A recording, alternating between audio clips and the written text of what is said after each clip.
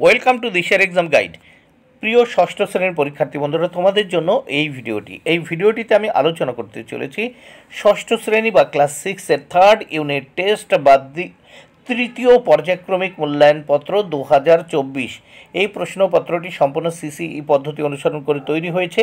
Class 6-এর ভূগোল বিষয় বা জিওগ্রাফি বিষয়ের প্রশ্নপত্রটি উত্তরসহ ভিডিওটিতে আলোচনা করতে চলেছি, তাই অবশ্যই দেখে নিতে হবে। পূর্ণমান 70, সময় 2 ঘন্টা 30 মিনিট। প্রথমে এক দাগে কী বলেছে, সঠিক উত্তরটি বেছে নিয়ে লেখো। এখানে 18টি প্রশ্নের উত্তর করতে হবে, 18 মার্ক। প্রত্যেকটি প্রশ্নের জন্য 1 মার্ক করে বরাদ্দ রয়েছে। প্রথমে 1-1, কক্ষপথ ও পৃথিবীর কেন্দ্র যে তলে রয়েছে তাকে বলা হয় কক্ষতল। উত্তর কক্ষতল। 2 নম্বর প্রশ্ন, এর মধ্যে কোন পর্বতশ্রেণী হিমালয়ের সমান্তরালে পর্বতশ্রেণী নয়? উত্তর হবে আরাবল্লী। 2 দাগের প্রশ্ন, এর মধ্যে কোন পর্বতশ্রেণী হিমালয়ের সমান্তরালে পর্বতশ্রেণী নয়? উত্তর আরাবল্লী। 3 নম্বর প্রশ্ন, শব্দের তীব্রতা কত ডেসিবেলের উপরে গেলে তার শব্দদূষণ হয়?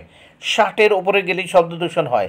4 নম্বর প্রশ্ন, ভারতের সংবিধান স্বীকৃত ভাষার সংখ্যা কটি? উত্তর 22টি। 5 নম্বর প্রশ্ন, বিশ্ব উষ্ণায়ন ঘটাতে যে গ্যাস সবচেয়ে বেশি দায়ী তা হলো? উত্তর কার্বন ডাই অক্সাইড। নেক্সট আমরা 6 দাগের প্রশ্ন দেখে নেব। এর মধ্যে কোন মৃত্তিকায় চা চাষ ভালো হয়? উত্তর পটজল মৃত্তিকা। 7 নম্বর প্রশ্ন, ভারতের একমাত্র সিংহ দেখতে পাওয়া যায় যে রাজ্যে তা হলো? উত্তর গুজরাট। 8 নম্বর প্রশ্ন, মধ্যপ্রদেশের ভোপালে মিথাইল আইসোসায়ানাইড গ্যাস নির্গত হয় 1984 সালে। 9 নম্বর প্রশ্ন, বায়ুর দিক মাপার যন্ত্র? উত্তর বাত পতাকা। 10 নম্বর প্রশ্ন, এর মধ্যে কোন কৃষি পদ্ধতি পরিবেশের পক্ষে ক্ষতিকর? ঝুম চাষ পরিবেশের পক্ষে ক্ষতিকর। এরপর আমরা দেখব 11 নম্বর প্রশ্ন। 11 নম্বর প্রশ্ন, ভৌগোলিক বৈশিষ্ট্য মানচিত্রের রেখা দিয়ে নির্দেশিত হয় না? উত্তর বনভূমি। 12 নম্বর প্রশ্ন, জারোয়া উপজাতির লোকদের দেখা যায়? উত্তর আন্দামান ও নিকোবর দ্বীপপুঞ্জে। 13 নম্বর প্রশ্ন, মানচিত্র অঙ্কন বিদ্যাকে? উত্তর বলা হয় কার্টোগ্রাফি। 14 নম্বর প্রশ্ন, আর্থ ডে পালিত হয় প্রথম সুইডেনে।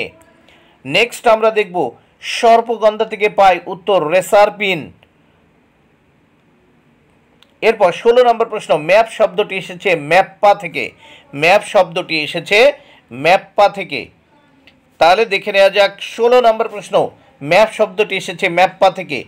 এবং 17 নম্বর প্রশ্ন, জলের স্ফুটনাঙ্ক 100 ডিগ্রি সেলসিয়াস।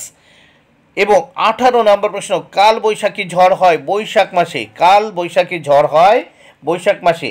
বন্ধুরা, এই প্রশ্নপত্রের এবার পরের পৃষ্ঠা বা পরের পেজটি আমরা দেখে নেব। তাহলে দেখে নেওয়া যাক এখানে কি বলেছে। 2 দাগে অতি সংক্ষিপ্ত উত্তর দাও। 12টি প্রশ্নের উত্তর করতে হবে, 12 মার্ক। প্রত্যেকটি প্রশ্নের জন্য 1 মার্ক করে বরাদ্দ রয়েছে। তাহলে দেখে নেওয়া যাক 2-এর 1 দাগের প্রশ্ন, ভারতের কোথায় বছরে 2 বার বৃষ্টিপাত হয়? উত্তর তামিলনাড়ুর করমণ্ডল উপকূলে। 2 নম্বর প্রশ্ন, ভারতের চেঞ্চু উপজাতি কোথায় দেখতে পাওয়া যায়? অন্ধ্রপ্রদেশে। 3 নম্বর প্রশ্ন, ভারতের প্রবাল দ্বীপের উদাহরণ দাও? উত্তর লাক্ষাদ্বীপ।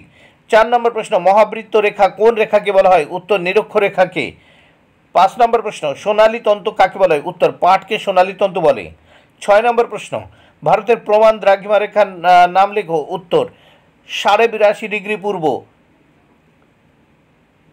7 নম্বর প্রশ্ন, কোন পর্বতকে মলয়দ্রি বলা হয়? পূর্বঘাট পর্বতমালাকে। 8 নম্বর প্রশ্ন, ভারতের একটি আরব সাগরে পতিত নদীর নাম নর্মদা ও তাপ্তি। এখানে 2টি নদীর নাম লিখেছি আমি। নেক্সট আমরা 9 দাগের প্রশ্ন দেখে নেব। ভারতের একটি লাভা গঠিত মালভূমির নাম? উত্তর ডেকান মালভূমি। 10 নম্বর প্রশ্ন, ভারতের প্রজাতন্ত্র দিবস পালিত হয়? উত্তর 26শে জানুয়ারি। 11 নম্বর প্রশ্ন, আবহাওয়া কাকে বলে? 12 কয়াল কি? তাহলে আমরা এখানে দেখে নেব যে কেরালা রাজ্যের মালাবার উপকূলের অভ্যন্তরস্থ জলাভূমি ও উপহ্রদগুলিকে স্থানীয় ভাষায় কয়াল বলে। এবার এই আবহাওয়া কাকে বলে দেখে নেওয়া যাক। কোনো একটি নির্দিষ্ট স্থানে নির্দিষ্ট সময়ের বায়ুর উষ্ণতা, আর্দ্রতা, মেঘাচ্ছন্নতা, বৃষ্টিপাত, বায়ু প্রবাহ প্রভৃতির অবস্থাকে আবহাওয়া বলে। তাহলে আবহাওয়া কাকে বলে এখানে উত্তর করে দিয়েছি, দেখে নাও। কোনো একটি নির্দিষ্ট স্থানে নির্দিষ্ট সময়ের বায়ুর উষ্ণতা, আর্দ্রতা, মেঘাচ্ছন্নতা, বৃষ্টিপাত, বায়ু প্রবাহ প্রভৃতির অবস্থাকে আবহাওয়া বলে। আর কয়াল কি? কেরালা রাজ্যের মালাবার উপকূলের অভ্যন্তরস্থ জলাভূমি ও উপহ্রদগুলিকে স্থানীয় ভাষায় কয়াল বলে। এবার আমরা 3 দাগে বাম দিক ও ডান দিক মেলাতে হবে। এর জন্য 5 মার্ক, 5টি মেলাতে হবে। দেখে নাও। প্রথম আছে এতে পশ্চিমী ঝঞ্ঝা। উত্তর হবে দেখো শীতকালে কাশ্মীরে প্রবল তুষারপাত, বি জাতীয় উদ্যান উত্তর কাজিরাঙ্গা, সিতে বৃষ্টির ছায়া অঞ্চল উত্তর পশ্চিম ঘাট পর্বতের পূর্ব ঢাল, ডিতে চরমভাবাপন্ন জলবায়ু উত্তর রাজস্থানের জয়সালমীর এবং ইতে বায়ুর আর্দ্রতা উত্তর হবে হাইগ্রোমিটার। এবার 4 দাগের প্রশ্নগুলো আমরা দেখে নেব। 4 দাগের প্রশ্নগুলো তাহলে দেখে নেওয়া যাক।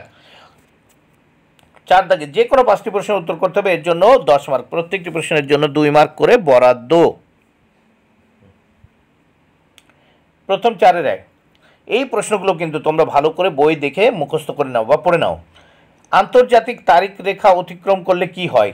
2, বৃষ্টির ছায়া অঞ্চল বলতে কি বোঝো? 3, অক্ষরেখা ও দ্রাঘিমা রেখার পার্থক্য লেখো। 4, আদিবাসী কাকে বলে? কিন্নর আদিবাসী কোথায় দেখা যায়?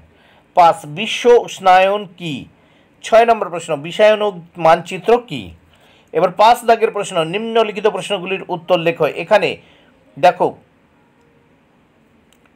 এখানে 3টি প্রশ্নের উত্তর করতে হবে 15 মার্ক, প্রত্যেকটি প্রশ্নের জন্য 5 মার্ক করে বরাদ্দ। 5-এর 1, বায়ুমণ্ডলে উত্তপ্তিকরণের পদ্ধতি চিত্র সহ আলোচনা করো। 2, সবুজ বিপ্লব কাকে বলে? গ্লোব ও মানচিত্রে 2টি পার্থক্য লেখো। 3, বায়ু দূষণ রোধ করার পদ্ধতিগুলির বিবরণ দাও, অথবা ভারতের জলবায়ুতে মৌসুমি জলবায়ুর প্রভাব লেখো। এবার নেক্সট আমরা দেখব 6 দাগে।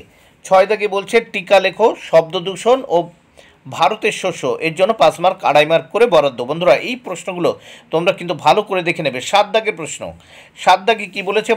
ভারতের রেখা মানচিত্রের নিচের বিষয়গুলি উপযুক্ত প্রতীক চিহ্ন সহ বসাও। 5টি প্রশ্নের উত্তর করতে হবে, 5 মার্ক, প্রত্যেকটি প্রশ্নের জন্য 1 মার্ক করে বরাদ্দ। তাহলে রেখা মানচিত্রে উপযুক্ত প্রতীক চিহ্ন সহ বসাতে হবে। প্রথম 1, শিবালিক হিমালয়। 2, মালাবার উপকূল। 3, মৌসুমি বৃষ্টিপাতের আগমনের স্থান। 4, মরু জলবায়ু। 5, উপকূলীয় ম্যানগ্রোভ অরণ্য। বন্ধুরা ভিডিওটি ভালো লাগলে অবশ্যই লাইক, কমেন্ট, শেয়ার করো। Thank you very much. Keep watching my channel and my video.